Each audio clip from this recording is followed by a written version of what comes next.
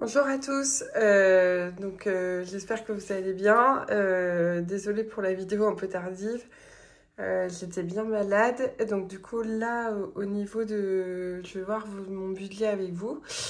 Voilà pour le budget d'avril.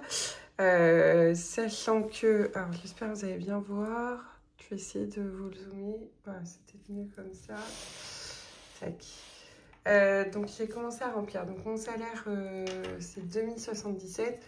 Pour rappel, je suis une femme qui vit seule. Je suis séparée depuis 1 an, presque il y a 1 an et demi. Voilà, je suis en parcours PMA. Je suis en train de faire construire. Et autrement, moi je travaille en banque. Je suis en CDI. Voilà, et j'aide au quotidien les personnes à gérer leur budget. Voilà pour ça. Donc au niveau de mon revenu, j'ai 2077. Voilà, en net, ça bouge d'un mois sur l'autre puisque je peux avoir soit des règlements de RTT, des choses comme ça, ou alors j'ai ma carte ticket restaurant. Alors, je comprends jamais trop comment c'est calculé. En tout cas, pour ce mois-ci, j'ai ce salaire-là. Au niveau du loyer, il a augmenté, donc on est à 430 €. L'assurance, donc à 144 €, toute assurance comprise. Alors moi, en assurance, j'ai la garantie accident de la vie. Je suis protégée en cas d'accident, que je pense que je vais arrêter parce que je vois pas trop l'intérêt, parce que moi j'ai la chance d'avoir un maintien de revenu en cas d'arrêt de travail. Voilà, j'ai mon assurance habitation, l'assurance habitation du terrain, l'assurance voiture aussi. Là, je suis à 144 €. Au niveau d'Orange, donc la box et mon téléphone, je suis à 63 €. Les frais de carte, j'ai mis à 30 € parce que je suis en transition, j'ai changé de banque parce que j'étais sur la banque de mon employeur. Spotify, Netflix, je prends 6 € parce que les pubs, ça ne me dérange pas. L'eau, 5 €. Tout ce qui est abonnement, voilà, c'est 12 € à côté. Engie, ce mois-ci, en fait, c'est par rapport quand on fait construire, on a l'électricité, enfin voilà, du chantier, ce qui après le constructeur me redonne. Donc du coup, 50 €. J'ai dû payer une amende de stationnement. 30 € et des factures 17 € de l'hôpital. Voilà, ce qui me fait un total de 799 €. Je vais faire mon reste à vivre. Donc le reste à vivre, en banque, c'est très calculé par rapport au crédit, notamment sur les normes. Un reste à vivre, une fois qu'on a payé charge de crédit, loyer, etc. Normalement, dans les normes, c'est bien d'avoir un reste à vivre à peu près de 1300, 1400. Après, c'est calculé aussi en fonction du nombre de personnes que vous êtes au foyer. Moi, me concernant, le reste à vivre, sachant que en banque, c'est pas toutes les charges, en fait, si vous voulez, qui sont calculées. C'est les impôts, le loyer et les crédits. Voilà. Donc mon reste à vivre, au moins les 799, j'ai 1278 € qui me restent à vivre. Voilà. En termes de crédit, donc j'ai ma franchise pour le prêt immobilier, parce que vu que je fais construire, bah, j'ai une franchise, j'ai les frais intercalaires en fait à payer. Donc ça correspond à chaque fois en fonction du montant du déblocage. Donc là par exemple, je suis bientôt à d'eau, j'aurai un nouvel appel de fonds. Donc les mensualités vont bouger d'un mois sur l'autre. Donc là en travaux, j'ai 229, j'écris pas très bien, j'en suis désolée. 217 pour la franchise. Et plus, j'ai dû me mettre à découvert parce que j'ai eu beaucoup de frais pour la voiture notamment.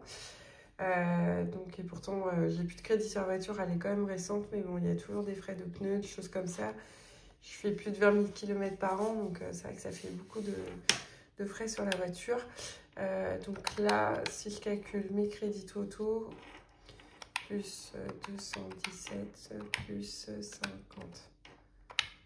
Ça fait 496 €. Donc mon reste à vivre, il me reste 1278. Donc si je fais 1278 moins 496 est égal à 782 € qui me reste. Donc moi je calcule sur une base 0. Ça veut dire quoi? Ça veut dire que si je mets 782 moins les dépenses variables, moins l'épargne, au total, ça veut dire qu'à la fin, je dois avoir un reste de 0. Voilà. Pour les courses, là, pour moi, je compte sur 5 semaines. Donc, je vais calculer 40 €, si ça veut bien se noter. 40 €, 40, 40, 40, 40. Pour l'essence, je vais calculer un peu plus parce qu'il faut que j'aille voir mes parents. Donc ça doit me faire une trentaine d'euros en plus. Donc en essence, si je calcule, je vais essayer de le faire maintenant à la semaine. Pour me rendre compte, l'essence, je trouve que c'est ce qui est le plus compliqué à calculer. Donc ça ferait 180 qu'on divise par 5. 36 €. Il faudrait que je mette 36 € par semaine. Bon, je vais essayer de faire comme ça. J'ai Revolut. Donc, vous voyez bien. Ouais. J'ai Revolut. Avec Revolut, je vais essayer du coup de mettre cette somme et on va voir comment je peux faire. Je vais essayer pour mieux le maîtriser en fait. Ça fait 180 €. Les courses, donc on est à 40 fois 5. N'importe quoi. 40 fois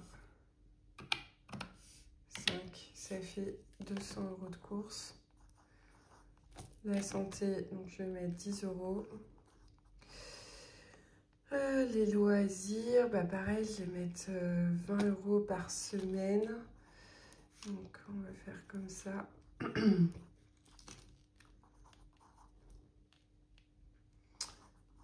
Voilà. Donc 2 fois 5, 10, ça fait 100 €.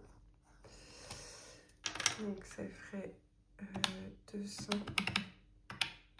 plus 180 plus 10.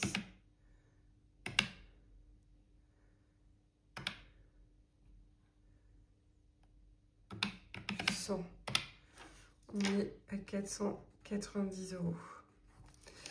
Donc là, si je fais 780 € moins 490, ça fait 290 €, sachant que je vais mettre dépenses CB, on a toujours, malheureusement. Donc ça fait 50 €. Donc là, je suis plus à 500. Si je calcule, ça fait 380 plus 10 plus 100 plus 50. Donc ça fait 540 € moins 782. Il me reste 242 €. Sachant que mon fonds d'urgence, donc je vais mettre 50 €. La voiture, ouais, je vais remettre 40 €.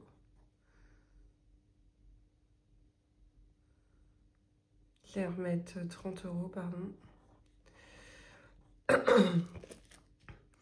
Donc cadeau, bah, je vais mettre 20 €. Vacances, pareil, je vais mettre 20 €. Bah, déjà, je vais voir ce qu'il me reste. Donc 50 plus 30.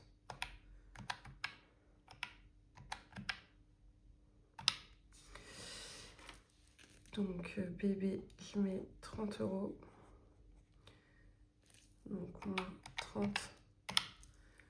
Ça veut dire que je vais mettre pour la maison 90 €. Et là, je mets 0.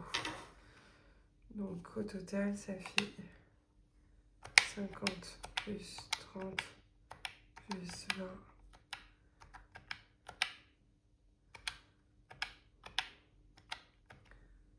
30. Ça me fait 240 €. Et donc, il va me rester 2 €. Voilà, par rapport à ça. Donc, ça veut dire qu'en solde, là, je ferai 50, 70 €. En vacances, 70. Cadeau, pardon, 70. Là, 100 €.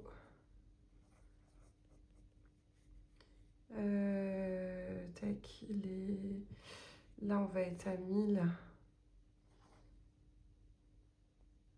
€. Ça commence à monter, c'est cool. Et là,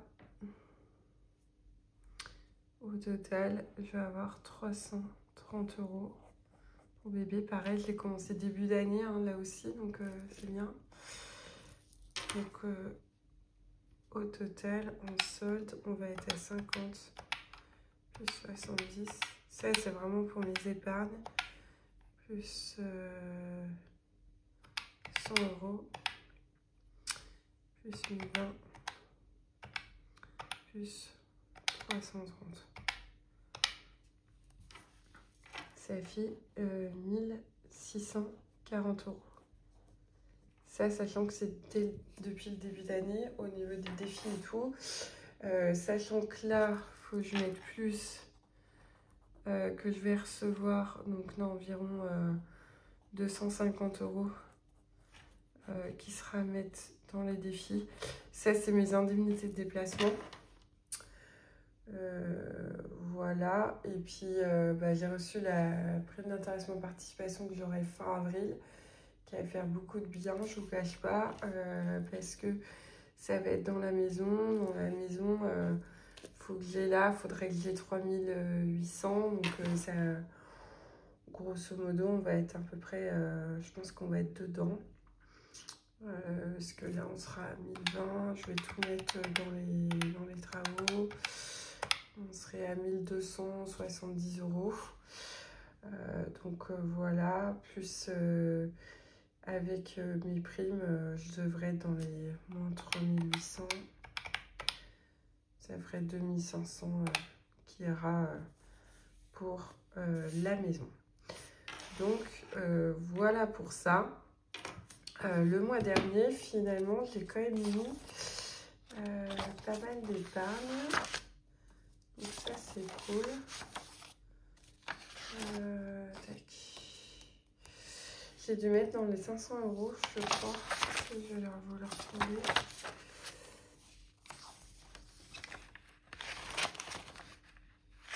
Je vais être par là. Ouais, ça faisait 452 €. Là, je pense qu'on sera peut-être à peu près, à mon avis, à la même chose, à moins que j'ai oublié des choses, mais on devrait être bon. Donc voilà, dites-moi vous si vous avez pu préparer votre budget. N'hésitez pas, il y a mon groupe, vous pouvez m'écrire, je peux vous aider, il y en a qui l'ont fait. Voilà, sachant que c'est les questions que j'ai souvent. Quand vous avez un découvert, comme moi par exemple, à ce moment-là, de lisser par exemple sur 12 mois, comme si vous faisiez un crédit en fait. De rembourser totalement le découvert, au moins ça permet d'avoir une limite. Donc voilà.